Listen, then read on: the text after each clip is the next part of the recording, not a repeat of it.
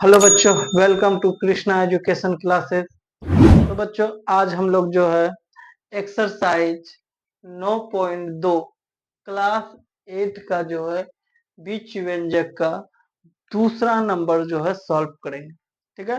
तो इससे पहले जो हम लोग जो है एक नंबर का जो है जितने भी पार्ट था उन सभी पार्ट को जो है समाप्त कर दिए हैं। और अब जो है हम लोग इस टॉपिक में जो है एक्सरसाइज 9.2 का जो है दूसरा नंबर से शुरू करेंगे। तो जो है महत्वपूर्ण सूत्र के बारे में पढ़ेंगे। चलिए तो देखिए कुछ महत्वपूर्ण सूत्र। महत्वपूर्ण सूत्र, ठीक है। चलिए इस सूत्र के बिना जो है, ठीक है, इस सूत्र के बिना जो है हम लोग आगे का क्वेश्चन को जो है सॉल्व नहीं कर पाएंगे। ठीक है। चलिए तो पहला हम लोगों को जानना है, पहला सूत्र जो होगा, ठीक है, वो हमारा होगा आयत का क्षेत्रफल। ठीक है, आयत का क्षेत्रफल। दूसरा सूत्र होता है, ठीक है, दूसरा सूत्र होता है वर्ग का क्षेत्रफल। ठीक है। और तीसरा होता है, तीसरा होता है त्रिभुज, त्रिभुज का क्षेत्रफल। ठीक है, त्रिभुज का क्षेत्रफल। तो देखिए बच्चों, तो इन सभी सूत्रों को, आयत का क्षेत्रफल, वर्ग का क्षेत्रफल और त्रिभुज का क्षेत्रफल को जो हम लोग जो है सूत्र को जो बारी बारी से जो अच्छी तरह से जो है समझेंगे। ठीक है। और सभी सूत्रों को जो एक एक करके जो हम लोग प्रूव भी करेंगे। ठीक है, फॉर्मूला को जो है सिद्ध भी करेंगे। तो देखिए अब बहुत ही छोटा सा फॉर्मूला है सिद्ध करने का। ठीक है, आइए तो याद रखना है। ठीक है, ये फॉर्मूला याद रखना है, क्षेत्रफल का फॉर्मूला। ठीक है, क्षेत्रफल। तो किसी भी चीज का जब क्षेत्रफल निकालते हैं ना, तो उसकी लंबाई और चौड़ाई को क्या कर देते हैं, गुना कर देते हैं। लंबाई और चौड़ाई को क्या कर देते हैं, गुना कर देते हैं। तो क्षेत्रफल का जो फॉर्मूला होता है वो होता है लंबाई, ठीक, और गुने में चौड़ाई। ठीक है, ये होता है हमारा क्षेत्रफल का फॉर्मूला। तो इस फॉर्मूले से जो है बाकी जितने भी फॉर्मूले हैं, ठीक है, जैसे आयत का क्षेत्रफल, वर्ग का क्षेत्रफल और त्रिभुज का क्षेत्रफल को एक एक करके जो हम लोग जो है इन सभी सूत्रों को जो है सिद्ध करेंगे। चलिए तो देखिए, तो पहला हम लोगों को सिद्ध करना है आयत का क्षेत्रफल। ठीक है, तो सबसे पहले हम लोग आयत बना लेते हैं।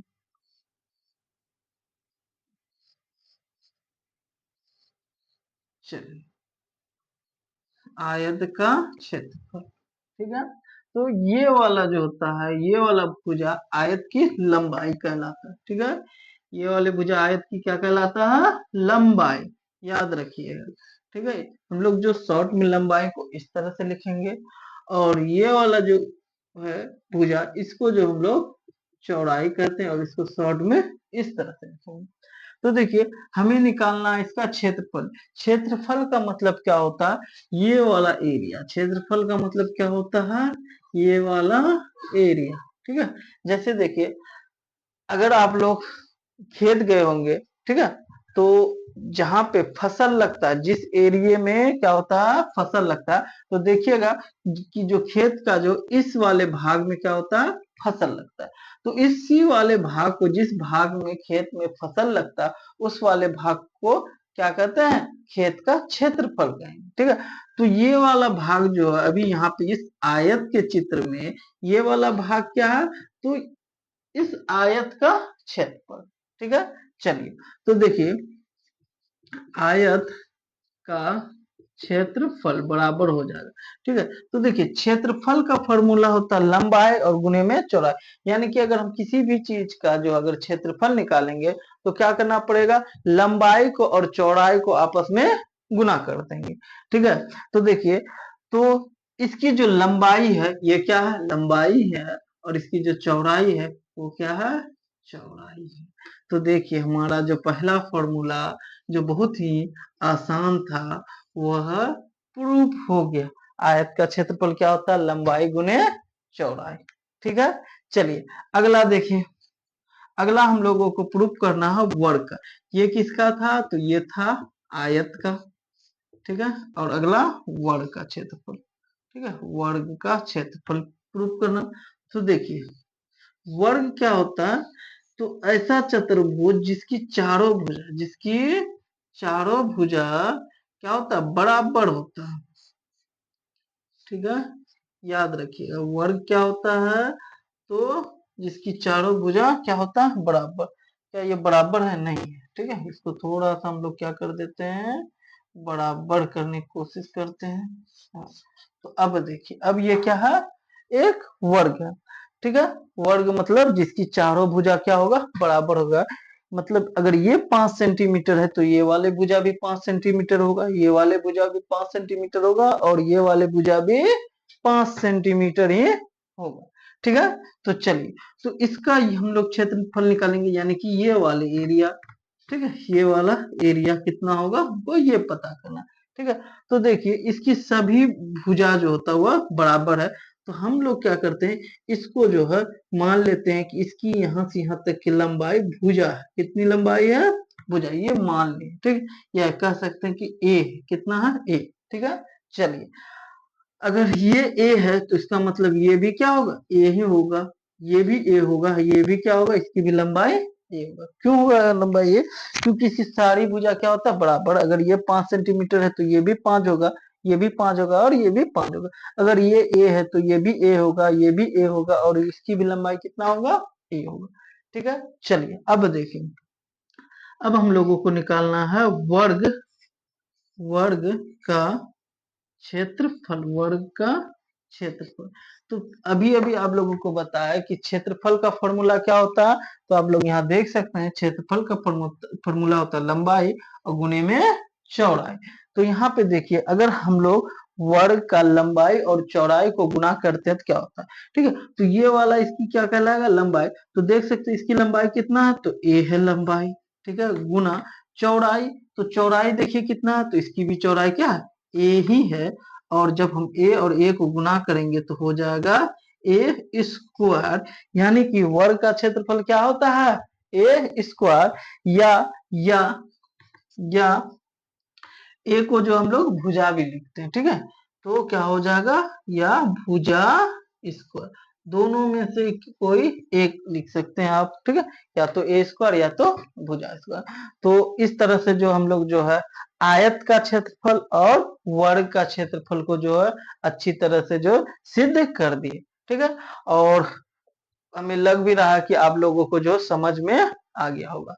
चलिए अगर आप लोगों को वीडियो अच्छा लगे तो प्लीज वीडियो को लाइक करें, और चैनल को भी जो हमारे सब्सक्राइब करें, और साथ ही साथ जो है बेल आइकन का जो घंटी है उसे भी बजा दे, ताकि जो भी वीडियो डालेंगे उसका नोटिफिकेशन आप लोगों को तुरंत मिल जाए। ठीक है, चलिए तो अगला जो फॉर्मूला बच गया सिद्ध करने के लिए वो है त्रिभुज का क्षेत्रफल।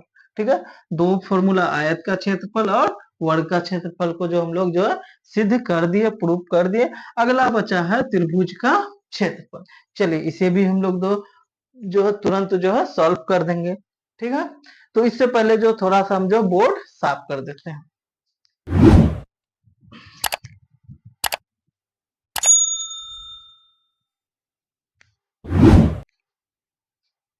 तो अब जो हम लोग जो है नेक्स्ट सूत्र यानी कि अगला सूत्र जो है त्रिभुज का क्षेत्रफल उसको सिद्ध करेंगे।